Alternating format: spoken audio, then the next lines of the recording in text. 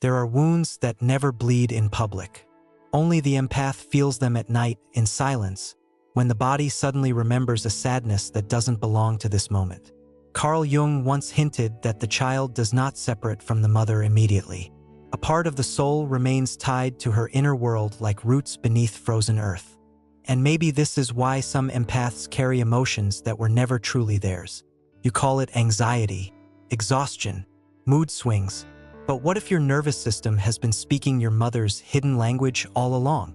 The empath often becomes the emotional guardian of the mother long before understanding what love even means. Not because someone asked, because sensitive souls instinctively absorb tension like the moon pulls the tide. A mother enters the room smiling, yet the empath child already feels the storm behind her eyes. That is how the subconscious bond forms, not through words, but through invisible emotional weather. And years later, the empath still apologizes for things never caused, still feels guilty for choosing freedom. Some empaths believe they are too emotional. But what if the truth is stranger? What if the empath was trained to monitor emotional danger from childhood? Jung spoke of complexes passed silently through generations. The mother's fears become the child's reflexes. Her silence becomes the empath's overthinking. Her suppressed grief becomes unexplained heaviness in the chest. And suddenly you realize something terrifying. Many empaths don't know where their own emotions begin. There is a moment every empath experiences but rarely speaks about. The moment of becoming emotionally exhausted after talking to the mother, even after a normal conversation. Nothing dramatic happened, yet your body feels drained, your mind foggy, your spirit distant from itself. Because emotional cords do not require conflict to pull energy. Some mothers speak through guilt without saying a single guilty word. Some communicate pain through silence alone. And the empath hears everything that was never spoken. The strange thing is, the empath often protects the mother even in memory, even after pain, even after emotional neglect. The subconscious whispers, "She suffered too, and maybe she did." But empaths confuse understanding with self-sacrifice. Jung warned that unconscious loyalty can imprison the soul. You start living according to inherited emotional rules without noticing.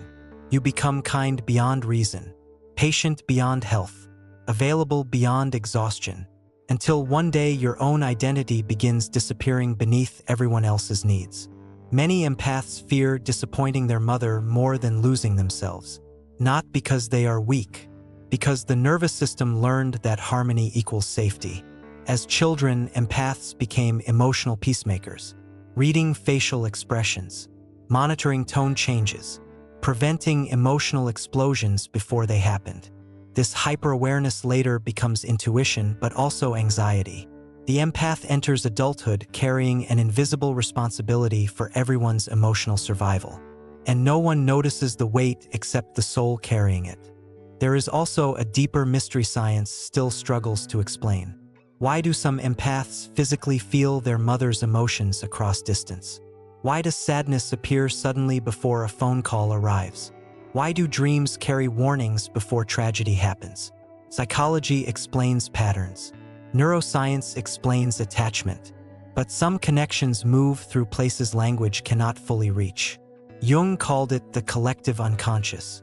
Ancient traditions called it soul memory. The empath simply calls it knowing. And then comes the hardest awakening. The empath begins realizing that love without boundaries becomes emotional inheritance. You carry pain that was never healed before you were born. Generations of silence moving through the nervous system like invisible electricity. Mothers who never felt safe. Grandmothers who never spoke their truth. Family wounds hidden beneath politeness. The empath becomes the one who finally feels everything. Not as punishment, as revelation. Healing begins in a quiet, almost sacred moment. The moment the empath understands, compassion does not require self-erasure. You can love your mother deeply and still return abandoned parts of yourself to your own soul. This is where guilt starts dissolving. Not through rebellion, through awareness. You stop confusing emotional merging with intimacy. You stop carrying moods that were never yours. And slowly, the nervous system experiences something unfamiliar: peace without emotional responsibility. Perhaps this is the hidden journey of the empath. Not merely learning to protect energy, but learning where the self truly begins. The mother was the first emotional universe you ever touched. Her fears shaped your sensitivity. Her love shaped your longing.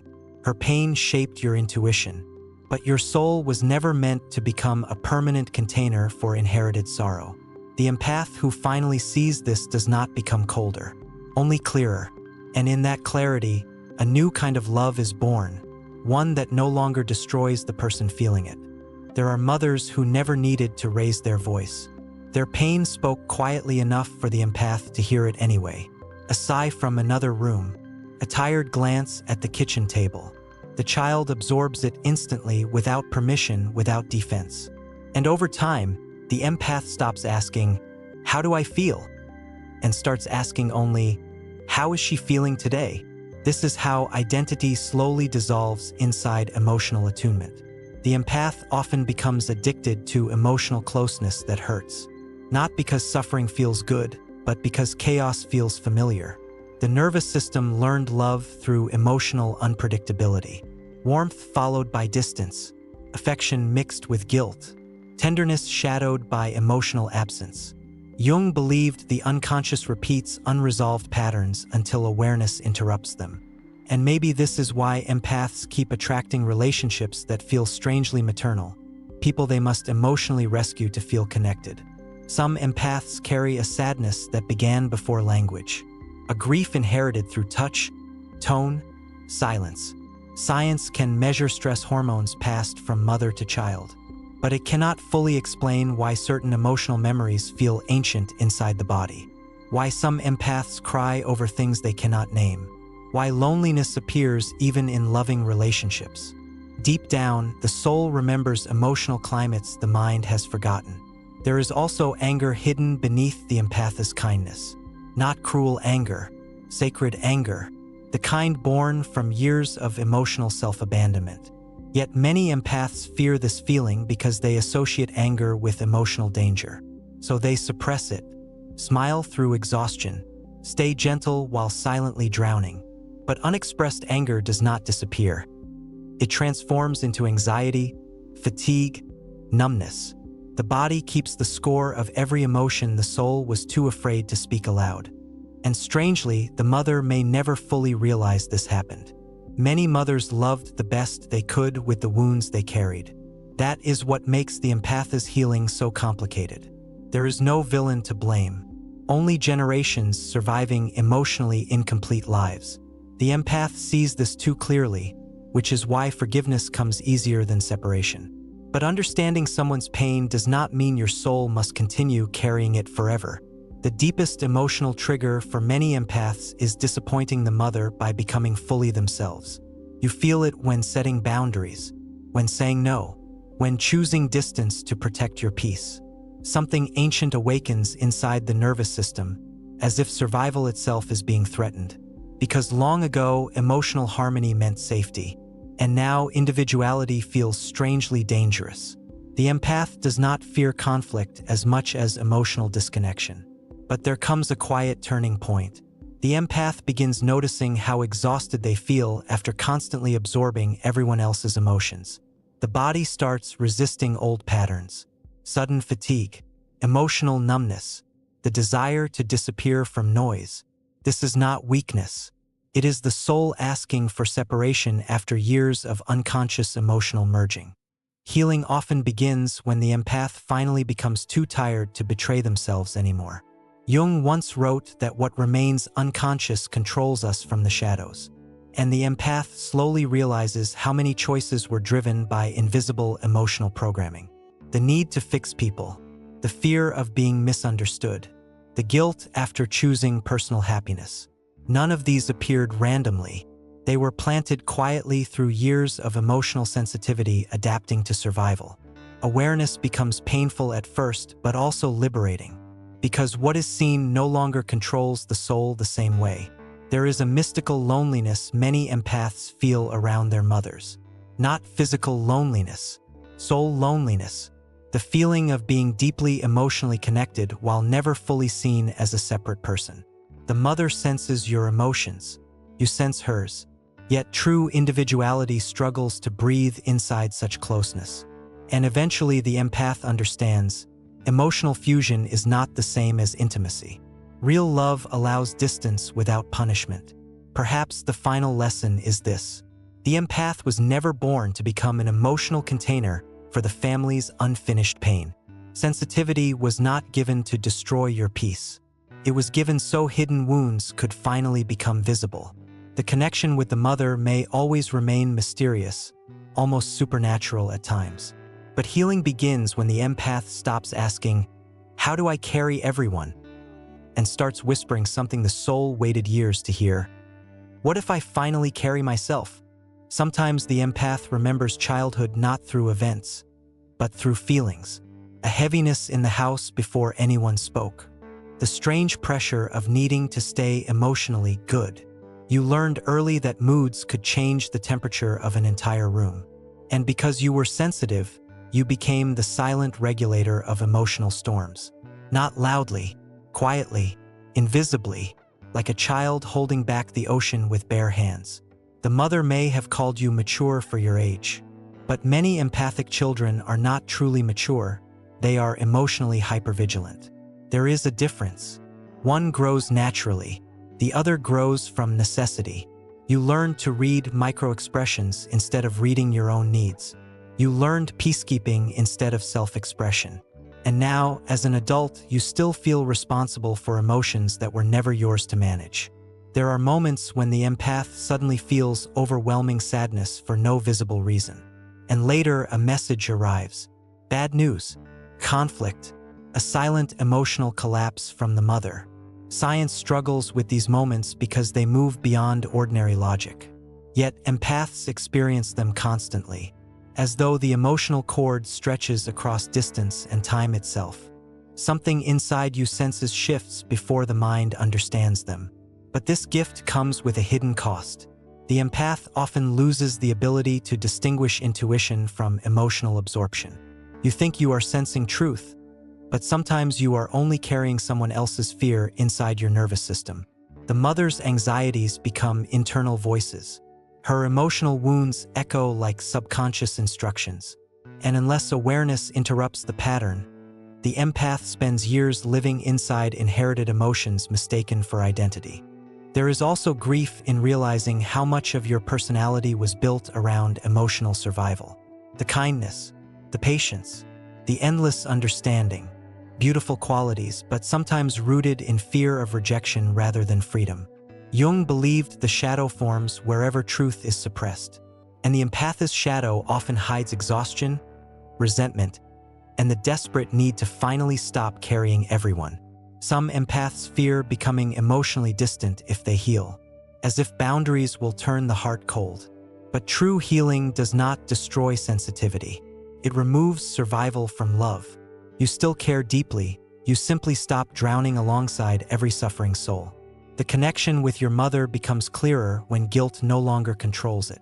For the first time, compassion breathes without sacrifice. And then comes the strange silence after awakening. The empath stops reacting the same way, stops over-explaining, stops emotionally chasing approval. At first, the family may feel confused by this change, because when one person stops unconsciously carrying emotional tension, hidden dynamics become visible. The empath was often the emotional absorber holding the system together. Once that role dissolves, everyone feels the shift. The hardest truth is realizing your mother may never fully understand your inner world. Not because she does not love you, but because many people cannot see emotional realities they were trained to ignore within themselves. Empaths spend years hoping to finally be understood perfectly by the one who shaped their emotional universe. Yet healing begins when you stop waiting for complete recognition to validate your experience. There is a sacred loneliness in becoming emotionally free. You begin separating your soul from inherited guilt, inherited fear, inherited pain. And suddenly the old emotional noise becomes quieter. At first, this peace feels unfamiliar, even uncomfortable, because chaos once felt like connection. The empath must slowly relearn that calmness is not abandonment. Safety is not selfishness. Rest is not betrayal. Sometimes the mother herself carried empathic sensitivity she never understood. Perhaps she too absorbed emotions until exhaustion consumed her spirit. Perhaps she survived by suppressing intuition, silencing vulnerability, abandoning her own emotional truth. Trauma often travels silently through generations until one sensitive soul finally notices the pattern. Maybe the empath was never meant to suffer endlessly, but to become conscious enough to stop the inheritance. And this changes everything. You stop seeing yourself as too emotional. You begin understanding sensitivity as perception, the ability to feel beneath surfaces, to recognize hidden grief, to sense emotional fractures others ignore. The problem was never your depth. The problem was carrying depth without boundaries. Even oceans need shores. The empath eventually discovers something unexpected about the connection with the mother. The emotional cord weakens the moment self-abandonment ends. Not because love disappears, but because love transforms. You no longer absorb every mood as destiny. You no longer mistake emotional suffering for loyalty. The soul begins standing beside the mother rather than unconsciously inside her pain. And for the first time, both people can breathe separately. Perhaps this is the finale no science can fully explain. The empath and the mother remain connected beyond words, beyond logic, beyond visible understanding. Something ancient lives in that bond. But the empath who finally awakens learns a sacred truth. You were never born to inherit emotional suffering as your identity. You were born to witness it, understand it, and gently end the cycle within yourself. And the moment you stop carrying generations of invisible pain, your sensitivity stops feeling like a curse and begins feeling almost holy. If these words touch something deep inside you, leave a comment and share what part of this journey felt painfully familiar. Sometimes healing begins the moment an empath realizes they were never truly alone in what they felt. And if you want more deep insights into the empath soul, Carl Jung, emotional healing, and the mysteries of human connection, subscribe and continue this journey with us. Thank you for watching.